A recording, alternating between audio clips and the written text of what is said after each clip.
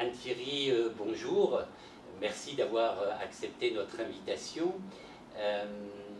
Vous êtes actuellement en responsabilité au CHU de Rouen en tant que directrice de la qualité et vous participez, si mes informations sont bonnes, activement à la cellule de crise qui se réunit plusieurs fois par semaine.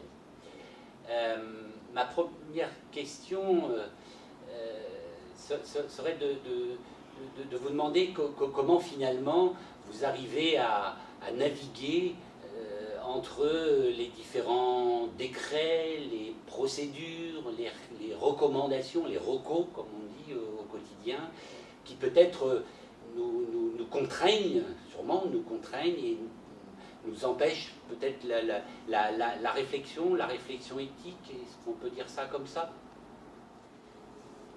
Merci, effectivement c'est un sujet compliqué et depuis le début de cette crise c'est bien ça qui est au cœur de nos préoccupations, c'est de pouvoir faire la part des choses entre toutes les recommandations qu'on reçoit. On reçoit effectivement des recommandations du niveau national qui peuvent être, comme vous l'avez évoqué, de l'ordre du décret, de la réglementation, de la loi en fait, et on doit aussi faire la part des choses avec toutes les recommandations des diverses sociétés savantes et aussi avec notre propre éthique professionnelle et ce qu'on peut vraiment faire ou ne pas faire auprès des patients qui sont pris en charge dans notre établissement.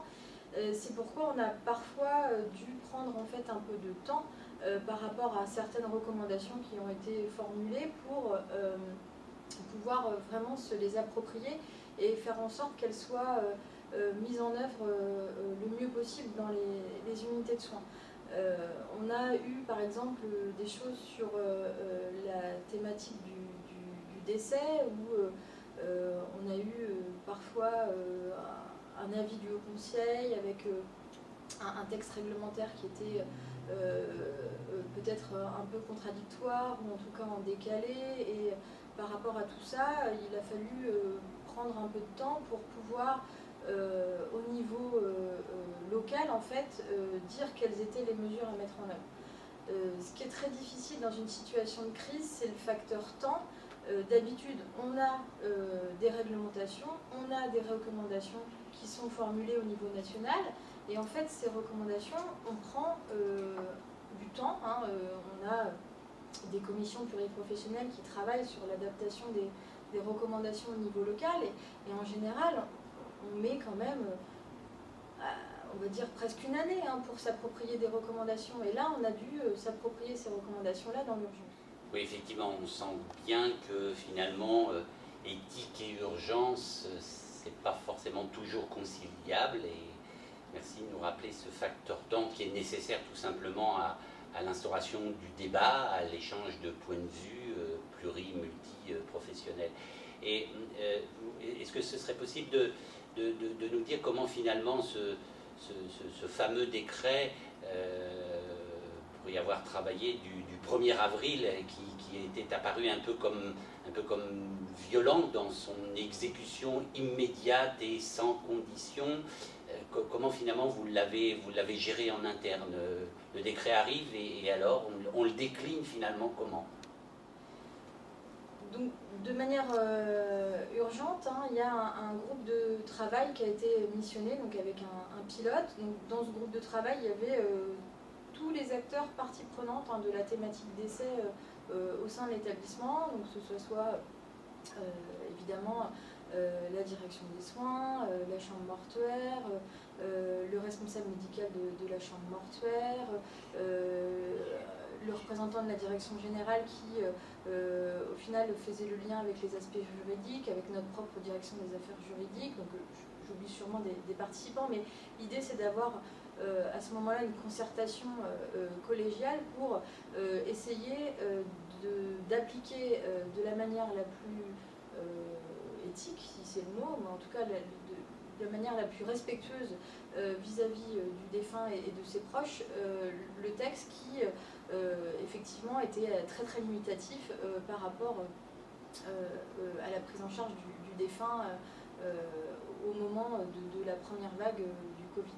Donc ça a été un travail qui a été fait assez rapidement et qui a vraiment permis aux professionnels et aussi, déjà les professionnels ils étaient aussi en difficulté pour appliquer les choses de manière très stricte, donc ça a permis à la fois aux professionnels de s'y retrouver et on l'espère aux proches des femmes de s'y retrouver.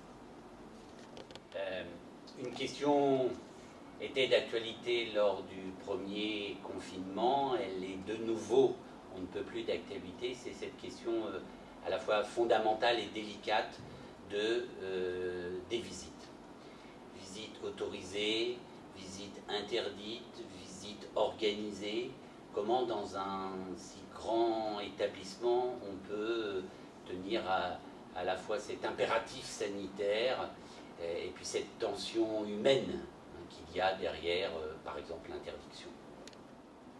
Effectivement, depuis le début de la crise sanitaire, on a petit à petit eu des décisions à prendre sur les visites. Donc d'abord des décisions de limitation des visites assez strictes au début de la crise, avec même une interdiction par exemple pour les mineurs, parce que je ne sais pas si vous vous souvenez, mais au début de la crise, on disait que vraiment c'était les plus contagieux, qu'il fallait être très vigilant par rapport aux mineurs. Donc voilà, on a pris des décisions aussi en fonction de l'état actuel des connaissances du moment.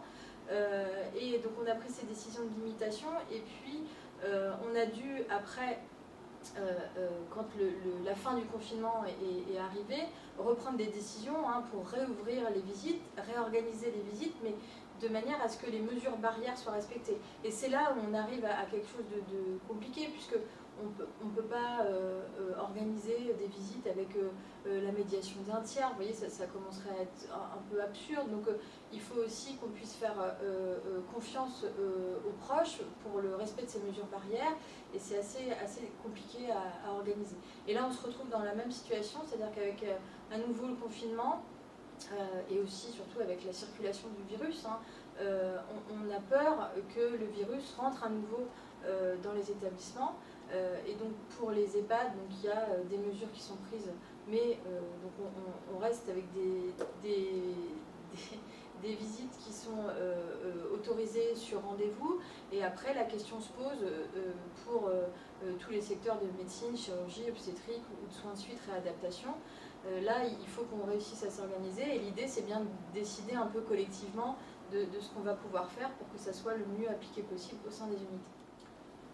Vous parlez, Anne, de confiance. Est-ce que ça veut dire que effectivement il n'y a pas à travailler sur cette confiance vis-à-vis des usagers, des patients, des familles, sur cette question des visites, pour sortir un peu de l'ornière finalement qui serait de dire nous sommes procédural, c'est la procédure et c'est pas autrement, c'est comme ça, et donc c'est là où s'invitent tous les interdits possibles, ou à l'inverse, une autre extrême qui serait de dire finalement dans un grand élan d'humanisme ou d'une pédagogie à l'extrême, chacun est responsable de ses actes. Est-ce qu'il n'y a pas un milieu à trouver là ? Effectivement, sur la plupart des décisions qui sont prises, et les visites, c'est un bon exemple, on voit qu'on est à la fois avec des professionnels qui parfois sont plutôt les partisans d'une règle ferme, d'autres professionnels qui sont plus partisans, on va dire, de la pédagogie. Et là où c'est très complexe, c'est qu'il faut réussir à ce que tout le monde se rencontre. Et pour pouvoir se rencontrer, la problématique, c'est qu'on est dans une gestion de crise et le facteur temps est un facteur limitant. Donc comment faire de la pédagogie quand on n'a pas vraiment le temps de faire de la pédagogie, ça c'est quand même assez difficile. Et à la fois, on se dit bien que quand il y a des règles qui sont incomprises parce qu'elles n'ont pas vraiment de sens, on sait bien qu'il y a par exemple des familles qui vont tout à fait respecter les mesures barrières, donc en fait pourquoi elles seraient privées en fait de voir leurs proches, voilà, ça devient très très compliqué. Donc il faut qu'on réussisse à trouver des choses qui soient justes. Pour que ça soit juste, peut-être qu'il faut à chaque fois avoir des décisions individuelles, mais le problème c'est que la décision individuelle, ça veut dire bien connaître la situation et là aussi prendre du temps pour avoir cette décision individuelle mesurée. Merci beaucoup Anne d'avoir pris le temps de nous partager vos tensions dans la décision. Mais finalement, quand on est en tension, est-ce qu'on n'est pas déjà sur le chemin de l'éthique?